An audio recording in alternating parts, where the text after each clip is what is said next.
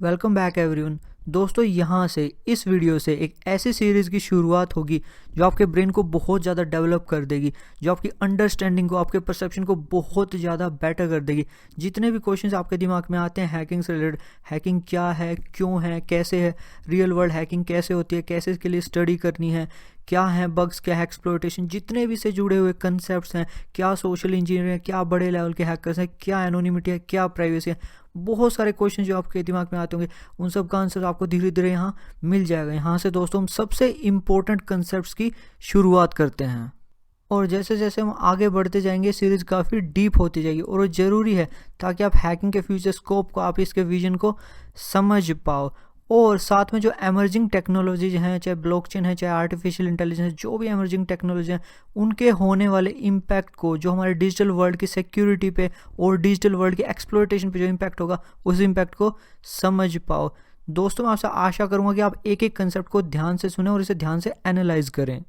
तो शुरू करते हैं बिल्कुल बेसिक डेफिनेशन से। देखो, हैकिंग का मतलब है मॉडर्न वर्ल्ड में अपनी टेक्निकल स्किल्स को यूज़ करना किसी प्रॉब्लम को ओवरकम करने के लिए। लेकिन रियल वर्ल्ड में, कम्युनिटी के वर्ल्ड में, प्रैक्टिकल वर्ल्ड में जो डेफिनेशन ज़्यादा एप्लीकेबल है वो है कंप्यूटर सिस्टम्स या नेटवर्क सिस्टम्स को एक्सप्लॉयट करना। अब यहाँ पे दो शब्द आते हैं, एक बग और एक वल्नरेबिलिटी। देखो, एक बग का मतलब होता है एक फॉल्ट तुम्हारे कंप्यूटर सिस्टम में या तुम्हारे प्रोग्राम में। तो जो फॉल्ट है वो तो कैसा भी हो सकता है। तो जो बग है इसका जो डोमेन है वो बहुत बड़ा है। वल्नरेबिलिटी एक तरीके से ऐसे बग्स हैं जो सिक्योरिटी से रिलेटेड हैं, या कह लो ऐसे बग जिसे तुम एक्सप्लॉयट कर सकते हो, सिस्टम को एब्यूज़ कर सकते हो। तो ऑब्वियसली जो वल्नरेबिलिटी इसका डोमेन इसके मुकाबले छोटा है। अब जब हम हैकिंग के वर्ल्ड की बात करते हैं तो हैकिंग का वर्ल्ड है ही एक्सप्लॉयटेशन के लिए, ठीक है, जो हमारा एक्सप्लॉयटेशन का वर्ल्ड है। तो इस एक्सप्लॉयटेशन के वर्ल्ड में तुम वल्नरेबिलिटी शब्द यूज़ करो या बग शब्द यूज़ करो, दोनों इक्विवेलेंट माने जाएंगे। आसान भाषा में बात करें तो जब हम हैकिंग से रिलेटेड डिस्कशन करेंगे तो दोनों वर्ड्स इंटरचेंजेबल होंगे। अब यहाँ क्वेश्चन ये उठता है कि एक बग या कह लो एक वल्नरेबिलिटी, इसमें और एक फीचर में क्या अंतर है। जैसे फेसबुक का एग्जांपल ले लो, लाइक करने का ऑप्शन, कमेंट करने का ऑप्शन, पोस्ट करने का ऑप्शन, हर एक चीज़, हर एक एस्पेक्ट फेसबुक का जो नोइंगली, जो इंटेंशनली कोड किया गया है, इंटेंशनली बनाया गया है, वो फीचर्स हैं। दूसरी तरफ बग्स पे आते हैं, वो सिक्योरिटी लूपहोल जो फेसबुक में ढूंढे जाते हैं। जैसे कि अभी एक सिक्योरिटी लूपहोल हैकर्स ने ढूंढा था, जिस पे हमने वीडियो भी बनाई थी, जिसको यूज़ करके वो फेसबुक के एक्सेस टोकन्स, फेसबुक के यूजर्स के एक्सेस टोकन्स चुरा रहे थे। खैर, ये सब तो बेसिक बात है, हमें थोड़ा सा इंटरनली चलना होगा चीज़ों के, थोड़ा सा रियलिस्टिक ढंग से देखना होगा ताकि हम कुछ इंपॉर्टेंट पॉइंट्स को समझ पाएँ। एक एग्जाम्पल लेते हैं छोटा सा। जैसे गाड़ी में ग्लास की विंडोज़ होती हैं, आगे भी, पीछे भी, साइड में भी। इनकी वजह से हम बाहर की दुनिया को देख पाते हैं और बाहर की दुनिया हमें देख पाती है। इनफैक्ट अगर ये ग्लास की विंडोज़ ना होती, हम गाड़ी ड्राइव ही ना कर पाते। जब हम बाहर की दुनिया को देख नहीं पाते तो ड्राइव कैसे कर पाते। तो एक बहुत ही इंपॉर्टेंट फीचर्स हैं।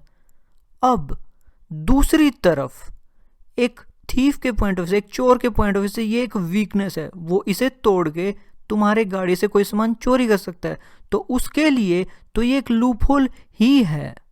और ऐसा ही डिजिटल वर्ल्ड में भी होता है। कुछ फीचर्स ज़्यादा एक्सप्लॉयटेबल होते हैं या ज़्यादा वीकनेसेस को प्रोड्यूस करते हैं, लेकिन रिक्वायरमेंट के पॉइंट ऑफ व्यू से वो हमारे लिए नेसेसरी हो सकते हैं, इसलिए हमें वो रखने पड़ते हैं।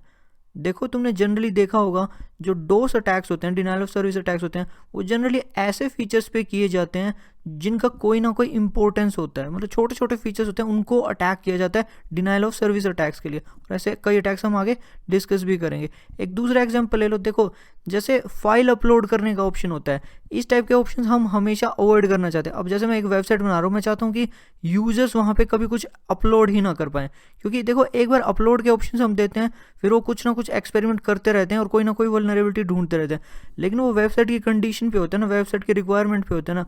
अब मेरी वेबसाइट मेलिंग से रिलेटेड हो सकती है, मेरी वेबसाइट एक सोशल मीडिया हो सकती है, मेरी वेबसाइट में इमेज अपलोड हो सकता है, मेरी वेबसाइट में बहुत सारी ऐसी कंडीशंस हो सकती हैं, ऐसी रिक्वायरमेंट हो सकती हैं। उसकी वजह से मुझे उन्हें वो फीचर देने ही पड़ेंगे और उसकी वजह से मुझे पता है कि अब एक्सप्लॉयटेशन ज़्यादा होगी, लेकिन वो नेसेसरी है, इसलिए मैं रखूँगा। एक इम्पॉर्टेंट पॉइंट यहाँ ये कि सब कुछ इंसान के परसेप्शन पे डिपेंड करता है। एक नॉर्मल बंदा, एक नॉर्मल इंसान एक फीचर को उसके यूजेबिलिटी के पॉइंट ऑफ व्यू से देखता है। वो ये देखेगा कि जो विंडो बनी हुई है किस लिए बनी हुई है, ये बाहर की दुनिया को देखने के लिए बनी हुई है। एक हैकर का परसेप्शन बिल्कुल अलग होता है। एक हैकर का परसेप्शन होता है कि हर चीज़ को बेटर किया जा सकता है, हर चीज़ में वीकनेस ढूंढी जा सकती है। वो ये देखेगा कि जो फीचर है जो उसे दिया गया है इसे एक्सप्लॉइट कैसे किया जाए। मॉडर्न वर्ल्ड में यूजर्स स्मार्ट टेक्नोलॉजी चाहते हैं। स्मार्ट से मेरा मतलब जो उनके लिए ज़्यादा कन्वीनियंट है, या कह लो जो उन्हें बेटर यूज़र एक्सपीरियंस देती है। जनरली कन्वीनियंस बढ़ाने के चक्कर में हम सिक्योरिटी को घटा देते हैं। देखो, यूजेबिलिटी और कन्वीनियंस एक दूसरे से काफ़ी इंटर रिलेटेड शब्द हैं और सिक्योरिटी इनके इन्वर्स चलती है। एग्जाम्पल के तौर पे मैंने एक वीडियो बनाई थी RFID कार्ड वाली, जिसका मोटो ये बताना था कि RFID कार्ड भले ज़्यादा कन्वीनियंट है, भले ज़्यादा यूज़र फ्रेंडली टेक्नोलॉजी हो, लेकिन कम सिक्योर है। उस वीडियो का एक छोटा सा पार्ट आपको दिखा देता हूं ताकि आपको याद आ जाए। ये मेरा एक्सिस का कार्ड है दोस्तों, मेरा डेबिट कार्ड। मैं इसे यहाँ से टच कर रहा हूँ फ़ोन से। देखो मेरा कार्ड का पूरा इन्फॉर्मेशन इसमें सेव हो चुका है।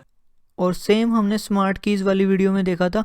भले ही स्मार्ट कीज़ हमें एक बेटर यूज़र एक्सपीरियंस देती हैं, लेकिन वो सिक्योरिटी को घटा देती हैं। इसके बजाय अगर हम कैप्शा को देखें तो कैप्शा सिक्योरिटी को बढ़ा देता है लेकिन यूज़र एक्सपीरियंस को घटा देता है। देखो, कैप्शा से हम ब्रूट फोर्स से बचा सकते हैं, कैप्शा से हम बोट्स वगैरह को फाइट कर सकते हैं, लेकिन ये बहुत ज़्यादा इरिटेटिंग होता है। तो दोस्तों, कुल मिला के बहुत सारी ऐसी वल्नरेबिलिटीज़ तुम्हें मिलेंगी जो इसलिए प्रोड्यूस हुई हैं क्योंकि हम एक बेटर यूज़र एक्सपीरियंस हमारे यूज़र्स को देना चाहते थे। देखो दोस्तों, एक ऑब्वियस सी बात को समझो, जिस सिस्टम में ज़्यादा फीचर्स होंगे उसके एक्सप्लॉयटेशन के चांसेस उतने ही ज़्यादा होंगे। भले ही ये फ़ोन ज़्यादा मॉडर्न है इस फ़ोन के मुकाबले, भले ही ये फ़ोन ज़्यादा एडवांस्ड है, नई जनरेशन का फ़ोन है इस फ़ोन के मुकाबले, लेकिन इसकी एक्सप्लॉयटेशन ज़्यादा होगी। देखो, हैकिंग में हम करते क्या, एक पार्टिकुलर फीचर को एक्सप्लॉइट करते हैं, या दो अलग अलग फीचर्स की इंटीग्रेशन को एक्सप्लॉइट करते हैं, या एक फीचर की इम्प्लीमेंटेशन को एक्सप्लॉइट करते हैं। बेसिकली सब कुछ फीचर से ही तो रिलेटेड है। अब फीचर्स ही नहीं होंगे, फीचर्स बहुत कम होंगे तो एक्सप्लॉइटेशन बहुत कम होगी। ये एक वेबसाइट है facebook.com जो एक मल्टी बिलियनर कंपनी रन कर रही है। बहुत सारे इंजीनियर्स इसकी डेवलपमेंट पे काम कर रहे हैं। दूसरी साइड ये एक वेबसाइट है जो HTML पे बनी हुई है, जो सिर्फ इतनी सी वेबसाइट है, सिर्फ इतनी सी। यहाँ पर कोई प्रोग्रामिंग लैंग्वेज नहीं है। मैंने बोला सिर्फ HTML यूज है, HTML एक प्रोग्रामिंग लैंग्वेज नहीं है। और तुम्हें पता होगा HTML वेबसाइट कैसे काम करती है।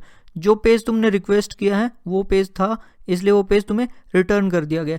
उसके अलावा कोई प्रोग्रामिंग कोड वगैरह तुम नहीं भेज सकते हो। तो दोस्तों देखो, एक चीज़ समझो, ये जो वेबसाइट है ये ज़्यादा एक्सप्लॉयटेबल होगी। इसमें इतने सारे फीचर्स हैं इसलिए हम उन्हें एक्सप्लॉयट कर पा रहे हैं। इस वेबसाइट पे इतने फीचर्स ही नहीं, इसमें है ही क्या एक्सप्लॉयट करने के लिए। अब कई बार होता है कि आपका कोई दोस्त आएगा आपके पास और कहेगा, अरे भाई एक बिल्कुल छोटी सी सिंपल सी इजी पीजी वेबसाइट है, वो तो बिल्कुल इजीली हैक हो जानी चाहिए। जब आप उस वेबसाइट को देखोगे तो देखोगे कि प्योर डिज़ाइन बेस्ड वेबसाइट है, और कई तो बिल्कुल ही सिर्फ HTML पे बेस्ड होती हैं। अब जो इस टाइप की वेबसाइट्स होती हैं रियल वर्ल्ड में जनरली वो तब हैक होती हैं जब जो सर्वर का एडमिनिस्ट्रेटर है वो कोई गलती करता है, या सर्वर से रिलेटेड कोई वल्नरेबिलिटी होती है। अब ये सारी बातें हम कॉमन मैन को, हमारे दोस्तों को तो समझा नहीं सकते। एक और ऑब्वियस फैक्टर यहाँ पे है कनेक्टिविटी या नेटवर्किंग का। देखो, नेटवर्किंग दो टाइप की होती है। एक तो इस गाड़ी के फीचर्स जो एक दूसरे से कनेक्टेड हैं यानी कि इंट्रानेट, और दूसरा जो फीचर्स इंटरनेट से कनेक्टेड हैं। जो फीचर्स इंटरनेट से कनेक्टेड हैं वो ऑब्वियसली ज़्यादा वल्नरेबल हैं बजाय इंट्रानेट वाले फीचर्स के। जो इंट्रानेट वाले फीचर्स होते हैं जनरली तुमने वीडियोस वगैरह में देखा होगा, हार्डवेयर यूज़ करेंगे एक फीचर के लिए और दूसरे फीचर्स को एक्सप्लॉइट करने की कोशिश की जाती है। अब आते हैं दोस्तों इस गाड़ी पे। ये गाड़ी लगभग डिजिटल है ही नहीं, ये लगभग पूरी ही मैकेनिकल गाड़ी है। यहाँ पे कनेक्टिविटी का कंसेप्ट बहुत ज़्यादा कम है। ये गाड़ी बहुत ज़्यादा सिक्योर है इस गाड़ी के मुकाबले। इस बिटकॉइन वाली वीडियो में मैंने आपको एक कंसेप्ट बताया था कोल्ड स्टोरेज का। वो कंसेप्ट क्या कहता है कि जो बिटकॉइन की प्राइवेट की है आप उसे ऑफलाइन जनरेट कर सकते हो बिना इंटरनेट की हेल्प के। अब जो आपकी की है वो सिर्फ आपके पास होगी, वो इंटरनेट के किसी भी हिस्से के पास नहीं है, तो वो ज़्यादा सिक्योर है। और ये कंसेप्ट हम जहाँ हो सकता है वहाँ बढ़ाने की कोशिश कर रहे हैं। और जैसे जैसे कनेक्टिविटी का कंसेप्ट बढ़ता जा रहा है और ज़्यादा डिवाइसेस इंटरनेट से कनेक्ट होने लगे हैं, हम और ज़्यादा सिक्योरिटी इश्यूज फेस करने लगे हैं। जैसे तुम्हें एग्जांपल देता हूँ, जब तुम क्रोमकास्ट से कोई वीडियो प्ले करते हो तो ये कमांड पास होती है। इस कमांड को ध्यान से देखो, इसमें 2 ही वेरिएबल्स हैं, एक ये आईपी एड्रेस और एक ये वीडियो आईडी, बाकी सब कुछ तो देखो कांस्टेंट है। तो एक हैकर ने ये चीज़ नोट कर ली। अब उसने क्या किया कि अगर मुझे किसी का आईपी एड्रेस पता है, ठीक है, जिसके पास क्रोमकास्ट है, अगर मैं उसको ये कमांड भेज दूं तो होगा क्या, जो यहाँ पे वीडियो आईडी लिखी होगी वो वीडियो प्ले हो जाएगी। और तुम्हें पता होगा PewDiePie को अभी ऐसे ही प्रमोट किया गया था क्रोमकास्ट के इस बग को यूज़ करके। बेसिकली इस पूरी कमांड में कहीं ऑथेंटिकेशन पैरामीटर तो कोई है ही नहीं। ये कमांड तो एक ओपन पोर्ट के लिए कोई भी भेज सकता है। और ज़्यादातर बंदे यूनिवर्सल प्ले एंड प्लग के कंसेप्ट को नहीं समझते, जो हम किसी आगे आने वाली वीडियो में डिस्कस करेंगे। एनीवेज दोस्तों, मैं ये कहना चाहता हूँ, हम डिवाइसेस तो बहुत ऐड करते जा रहे हैं, इंटरनेट पर कनेक्टिविटी बढ़ा रहे हैं, लेकिन उससे दिक्कत बढ़ रही है। और खासकर इसलिए बढ़ रही है क्योंकि हम ऑथेंटिकेशन मैकेनिज्म्स पे इतना काम नहीं कर रहे हैं। देखो, किसी भी सिस्टम के 100% सिक्योरिटी कोई गारंटी नहीं होती। 4-वे हैंडशेक जो वाईफाई नेटवर्क्स में यूज़ होता है, 10 साल पुराना सिक्योरिटी स्टैंडर्ड, इतना ज़्यादा रिलायबल सिक्योरिटी स्टैंडर्ड जिसे माना जाता है, इतना टीचर्स, प्रोफेसर्स, सिक्योरिटी रिसर्चर्स उसे पढ़ चुके हैं, इतना उसे आगे पढ़ा चुके हैं, उसके बावजूद भी क्रैक, इतनी सीरियस वल्नरेबिलिटी उसकी इम्प्लीमेंटेशन में ढूंढ ली गई। पहले अगर तुम MD5 यूज़ करते थे किसी ऐसी एप्लीकेशन के लिए जो डिजिटल सिग्नेचर्स या सर्टिफिकेट्स के लिए बनी हुई थी, तो उसे सिक्योर कहा जाता था। लेकिन आज अगर तुम उसी MD5 को यूज़ करते हो ऐसी एप्लीकेशंस के लिए, तो MD5 का यूज़ करना ही एक वीकनेस कहलाता है। यही डिजिटल सिक्योरिटी की दुनिया है। कल को जिसे सिक्योरिटी स्टैंडर्ड कहा जाता था, हो सकता है उसी को आज एक वल्नरेबिलिटी कहा जाए। तो ऐसी दुनिया में किसी भी चीज़ की 100% सिक्योरिटी की गारंटी कोई कैसे ले सकता है। अब क्वेश्चन यहाँ ये उठता है कि एक सिक्योर सिस्टम को कैसे डिफाइन किया जाए, या हम किस बेसिस पे ये कह देते हैं कि ये सिस्टम सिक्योर है, या वो एप्लीकेशन सिक्योर है, या कह लो जैसे ब्लॉकचेन सिक्योर है। इस टाइप की बातें हम किस बेसिस पे कहते हैं। देखो दोस्तों, हमारा मेन काम होता है सारे सिक्योरिटी स्टैंडर्ड्स को फॉलो करना जो हमारे यहाँ पर एप्लीकेबल है, हमारी एप्लीकेशन में, या कह लो हमारे सॉफ्टवेयर में, हमारी वेबसाइट में एप्लीकेबल हैं। सिक्योरिटी स्टैंडर्ड्स क्रिप्टोग्राफिक भी हो सकते हैं, नॉन क्रिप्टोग्राफिक भी हो सकते हैं। देखो, सिक्योरिटी क्लेम की जाती है इन स्टैंडर्ड्स की क्योंकि ये रिकॉग्नाइज्ड है, ना कि किसी भी रैंडम फीचर की। अब मान लो फेसबुक है, फेसबुक में लाइक बटन है, कमेंट का ऑप्शन है, बहुत सारे फीचर्स हैं, बहुत सारे। इन फीचर्स की सिक्योरिटी की क्या गारंटी है। अब मान लो कि फेसबुक एक बहुत अच्छा एनक्रिप्शन यूज़ कर रहा है, रिकॉग्नाइज्ड एनक्रिप्शन यूज़ कर रहा है पासवर्ड्स को एनक्रिप्ट करने के लिए। अब उस चीज़ की गारंटी है कि वो एनक्रिप्शन ब्रेक नहीं होगा, उसको हम सिक्योर मानेंगे। मैं ये नहीं कह रहा कि जो सिक्योरिटी स्टैंडर्ड्स हैं वो 100% सेफ हैं या कभी ब्रेक नहीं होंगे, ऐसा नहीं है, कभी ना कभी ब्रेक वो भी हो सकते हैं। लेकिन जब तक उन्हें प्रूव नहीं किया जाता ब्रोकन, तब तक हम उन पे कम्प्लीटली रिलाई करने वाले हैं। हम बहुत ज़्यादा रिलाई करते हैं क्रिप्टोग्राफिक स्टैंडर्ड्स पे। देखो, अगर हम मॉडर्न क्रिप्टोग्राफी की बात करें तो हमारे सामने एक बहुत बड़ा बेनिफिट है, यहाँ कोई चीज़ रातों रात ब्रेक नहीं होती। देखो, कोई भी एग्जांपल ले लो, MD5 का ले लो या कोई और एल्गोरिथम का ले लो। कोई एल्गोरिथम हमें गिवन है, होता क्या है, उसका एक टाइम होगा जो हम काउंट वगैरह करते हैं कि इतने टाइम में ब्रेक होगा। जनरली वो हो सकता है 1 बिलियन ईयर हो या जो कुछ भी हो। तो धीरे धीरे थ्योरीज आती हैं, उस टाइम को घटाती रहती हैं। एक थ्योरी आती है, कोई और थ्योरी आती है, उसे थोड़ा घटाने की कोशिश करती है। काफ़ी सालों तक रिसर्च चलता है, तब जाके कोई एक थ्योरी आती है हमारे पास। वो थ्योरी क्लेम करती है कि प्रैक्टिकली इसे ब्रेक किया जा सकता है। उस थ्योरी के बाद भी काफ़ी टाइम बाद उतने रिसोर्सेज हमारे पास होते हैं और हम उसे ब्रेक करके दिखा देते हैं। मतलब कि प्रैक्टिकल बात करें तो हमें काफ़ी टाइम मिल जाता है दूसरे स्टैंडर्ड्स पे शिफ्ट होने के लिए। और हाँ, जब बात आती है ब्रेक करने की, तो collision preimage, second preimage, इन सब चीज़ों को हम एक दूसरी वीडियो में ऑलरेडी डिस्कस कर चुके हैं। और किसी भी एल्गोरिथम को स्टैंडर्ड बनने से पहले काफ़ी उस पर रिसर्च किया जाता है, काफ़ी बहस की जाती है, बहुत कुछ होता है, तब जाके वो एक स्टैंडर्ड बनता है। और जो बड़े रिसर्चर होते हैं वो इतना रिसर्च कर सकते हैं कि उसमें कोई वीकनेस ढूंढ पाए। हम साइबर क्रिमिनल से इतना रिसर्च एक्सपेक्ट नहीं कर सकते। देखो, किसी भी चीज़ के 100% परफेक्शन की कोई गारंटी नहीं होती। जैसे पहले फिजिक्स में हमारा टाइम के लिए क्या परसेप्शन था, टाइम मोशन के इंडिपेंडेंट है, टाइम स्पेस के इंडिपेंडेंट है, इनफैक्ट टाइम हर चीज़ के इंडिपेंडेंट है, टाइम एब्सोल्यूट है, टाइम हर जगह सेम स्पीड से चलता है। लेकिन काफ़ी टाइम बाद एल्बर्ट आइंस्टाइन ने इस परसेप्शन को बिल्कुल चेंज कर दिया। उन्होंने कहा कि अलग अलग बॉडीज़ पे जो एक दूसरे के रिलेटिवली मोशन में है, टाइम अलग अलग स्पीड से चलता है। और इनफैक्ट इस चीज़ को प्रूव भी कर दिया गया। फिजिक्स, मैथ्स वगैरह ये बहुत पुरानी फील्ड्स हैं, ये बहुत मैच्योर्ड हो चुके हैं, बहुत रिलायबल हो चुकी हैं। जो डिजिटल वर्ल्ड है वो इतना पुराना नहीं है, वो भी इतना मैच्योर्ड नहीं हुआ है। अब देखो, जो टाइम है वो फिजिक्स के सबसे इंपॉर्टेंट कंसेप्ट्स में से एक है और सबसे ज़्यादा कॉमनली यूज होने वाला कॉन्सेप्ट है टाइम। जब टाइम के परसेप्शन में एक इतनी बड़ी वीकनेस ढूंढी जा सकती है तो डिजिटल वर्ल्ड के कंसेप्ट्स तो अभी हैं ही क्या।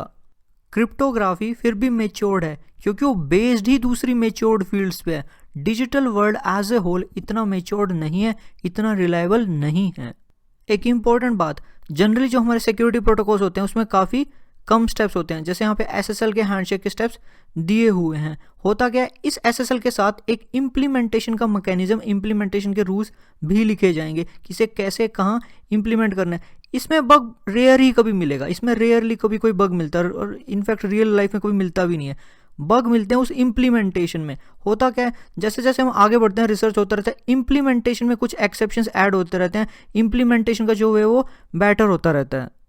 तो क्रैक देखा होगा तुमने 4-वे हैंडशेक से रिलेटेड या SSL से रिलेटेड बहुत सारे बग्स देखे होंगे जो इम्प्लीमेंटेशन रिलेटेड बग्स हैं, जो आगे आने वाली वीडियोज़ में हम डिस्कस करेंगे। बहुत सारी ऐसी भी वल्नरेबिलिटीज़ हैं जो एजेंसीज के द्वारा ही प्लांट की जाती हैं। खैर ये सब बातें हम किसी और वीडियो में डिस्कस करेंगे। देखो दोस्तों, ये जो वीडियो थी ये काफ़ी आगे आने वाली वीडियोज़ के लिए एक बेस का काम करेगी। तो दोस्तों अभी के लिए मैं चलता हूँ और नेक्स्ट वीडियो में मिलता हूँ।